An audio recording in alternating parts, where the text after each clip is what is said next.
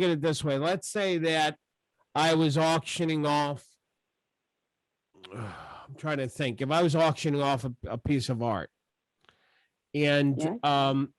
and the opening price on the auction was $500, and I get one person who bids $500, and nobody else bids on it.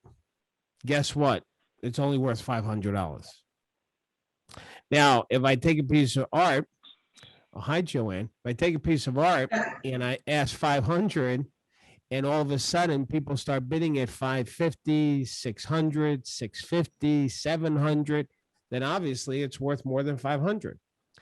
So when you price something aggressively, if it sells at that price, it was never worth the higher number that you were hoping or thinking it would be. Now, the exception to this is if you're not in a hurry and you want the property value to catch up because the market is appreciating, then you can ask a higher number and the market will catch up to it eventually. I mean, that is another strategy. But when you need to move a piece of property, you should price it aggressively low so you get multiple offers. Make sense, Annette? Yes, Joanne, you can add to that. Of course you can. Here in New York, what I'm finding, most buyers, when they look at a price online on any house, it's not negotiating down. That's the beginning bidding price right now. It's they look at a house, it's 500,000, and they know it's going to sell for more. So when you price a house above that, you're losing those buyers because they think now at 550, they got to go to 575 to buy it. Yeah, so that's a really, now, Joanne, I actually stole that from you a couple of weeks ago. I said that because you said that to me when we were talking one time, that there's no more asking prices, there are now starting prices. And I just love when you said that. So that's why I stole it. And but now you just kicked it up a notch, which I didn't think of. If the market thinks that way, so you're from Long Island. So Annette, where are you from, by the way? Lakewood Ranch, Bradenton. What state? Florida. Florida. So Annette, if in Florida, that's not the case, which it is, but if, let's say, anybody listening, if in your market that's not the case, where it's or no, I'm sorry, let me rephrase that. If it's what Joanne said, like in Long Island and Florida is the same way, that if you ask too high, people are going to say, okay, if that's the starting price, then you're going to price yourself now out of the market where you're not going to have buyers coming in at all.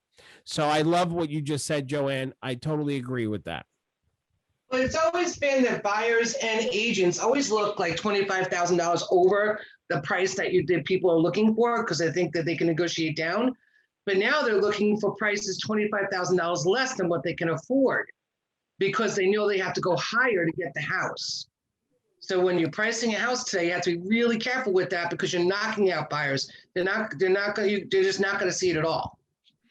Yeah. So wow, that's so profound. So hang on a second.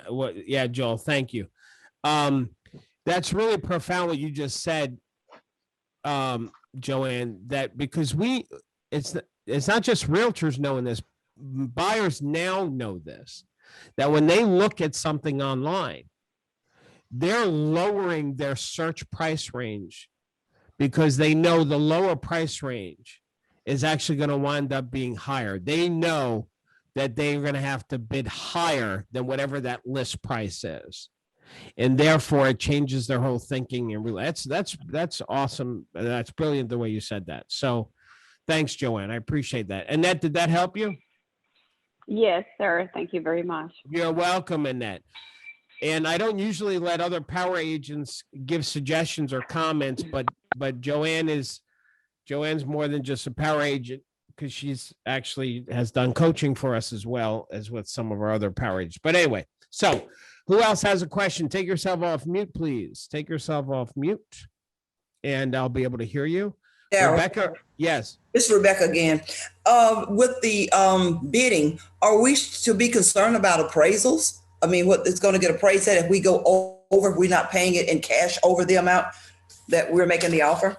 No, I wouldn't worry about it. Okay. We've not hearing any appraisal problems because the appraisers know what's happening to the market. So they're Okay. making that, they have their formulas, right? So when they compare a 4-bedroom, 2-bath house to a 3-bedroom, 2-bath house, so that house that has the 3 bedrooms versus 4, in the old days, they may give an extra $5,000, like a plus $5,000 on the appraisal. But in this market, they may do plus 8, 9, or 10,000. So they're adjusting their formulas to match what's happening in the market. So I'm not hearing a ton of deals falling apart because they didn't appraise.